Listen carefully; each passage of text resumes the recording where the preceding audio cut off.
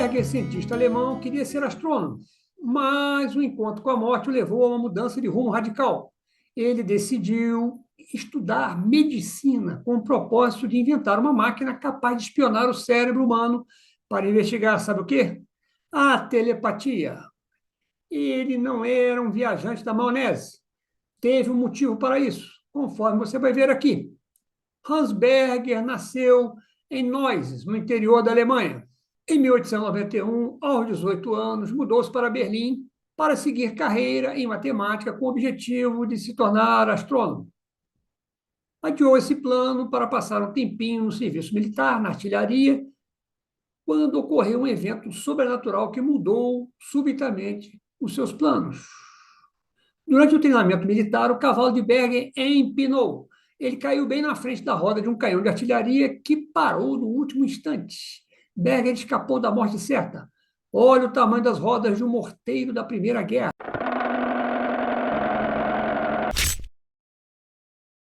Ele escapou por pouco.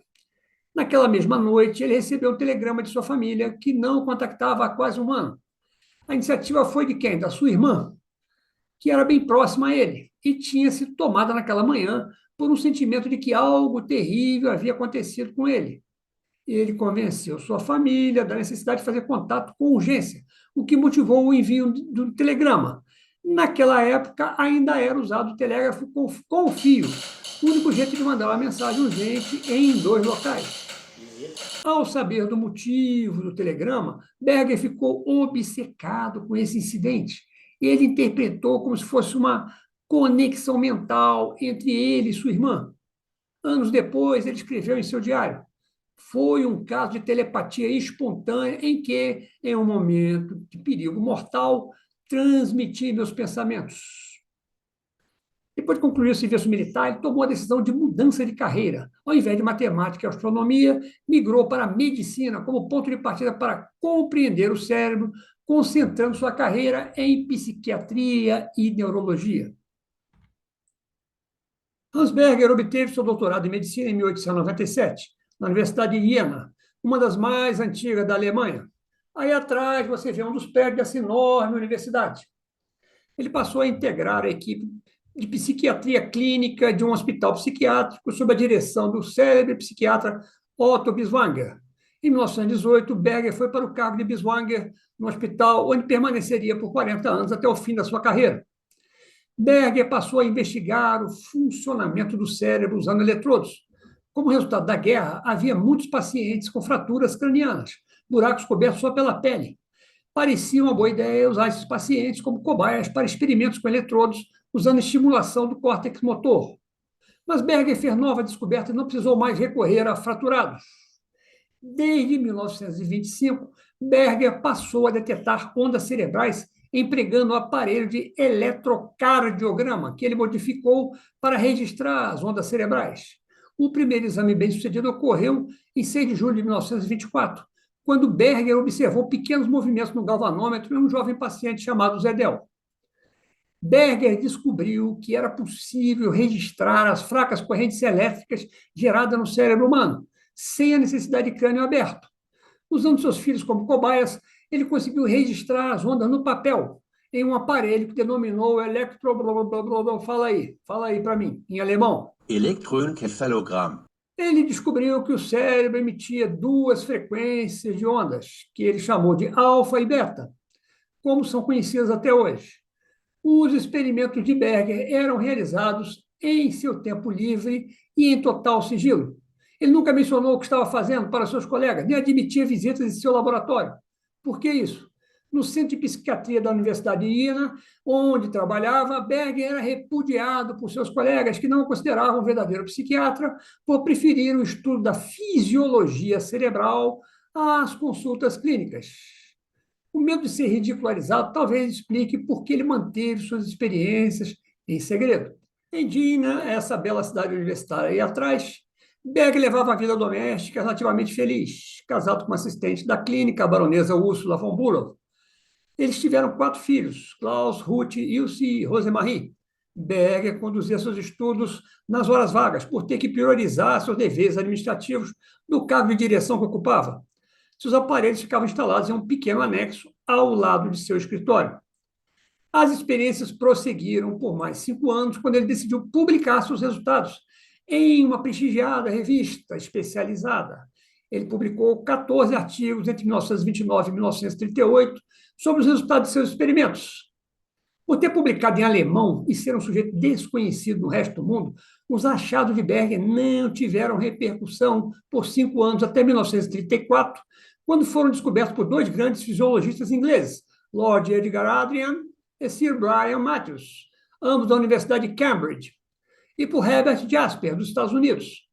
Utilizando equipamentos bem mais sensíveis e modernos que os de Berger, eles fizeram muitos estudos em seres humanos e animais que corroboraram o resultado de Berger. Berger tornou-se famoso em todo o mundo, menos na Alemanha. Vou explicar o motivo.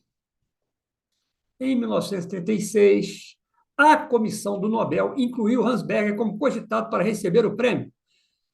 Porém, na época, o prêmio era vetado a alemães por motivos políticos. Em 1937, ocorreu sua maior glória pessoal. Ele foi convidado por Lord Edgar Adrian para que ambos dividissem a presidência de um simpósio sobre atividade elétrica do sistema nervoso no Congresso de Psicologia em Paris. Berger foi festejado como o mais distinto dos participantes. Mas lágrimas vieram-lhe aos olhos ao declarar: na Alemanha, eu não sou tão famoso. Uma segunda indicação para o Nobel viria depois, em 1949, tarde demais. Ao voltar de Paris, Berger foi recebido na Alemanha com humilhação. Sua aposentadoria forçada. Seu laboratório foi desmontado e ele teve que se mudar para a pequena cidade de Bad Blankenburg. Ele não podia mais prosseguir com suas pesquisas e, em 1º de julho de 1941, após uma longa depressão que ele havia autodiagnosticado erroneamente como um problema cardíaco, Berger tirou a própria vida aos 68 anos. Uma lástima. Um final muito triste para um cientista tão dedicado e competente. Ele nada descobriu sobre telepatia. Berger escreveu no final de sua vida que as ondas que descobriu não podiam explicar a transferência psíquica que ele procurava. Suas ondas não poderiam ter viajado longe o suficiente para alcançar sua irmã, coisa que ele reconheceu. Bem, para finalizar, preciso explicar por que Hans Berger é tão importante para este canal. Porque ele foi o primeiro a descobrir o tipo de ondas cerebrais que ocorre quando o cérebro está viajando na maionese. As ondas alfa. Usando seus filhos como cobaia, ele descobriu que o cérebro permanece bastante ativo, gastando uma energia tremenda, mesmo sem executar nenhuma tarefa. Foi o primeiro a estabelecer as bases neurológicas da viagem na maionese, que é o que o cérebro fica fazendo o tempo todo, gastando muita energia, quando parece estar à toa, ocioso. O que ele fica fazendo? Ele fica inventando explicação para tudo, explicações que acabam sendo transformadas em regras gerais. É isso que o viajante da maionese gosta de fazer. Vamos ver isso na prática. Nos gráficos produzidos por Hans Berger.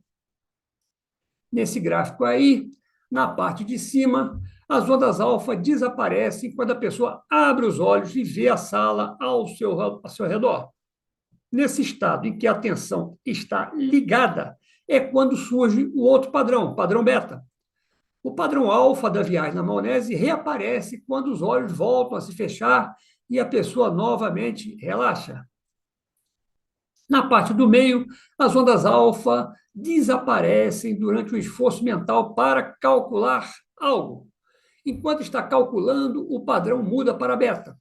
Concluído o cálculo, volta o padrão alfa. Na parte de baixo, o padrão de atividade cerebral típico de uma crise de epilepsia caracterizada por perda de consciência. O que deduziu Hans Berger? Vamos às suas palavras. Temos de supor que o sistema nervoso central está sempre, e não só durante o estado de vigília, em um estado de considerável atividade.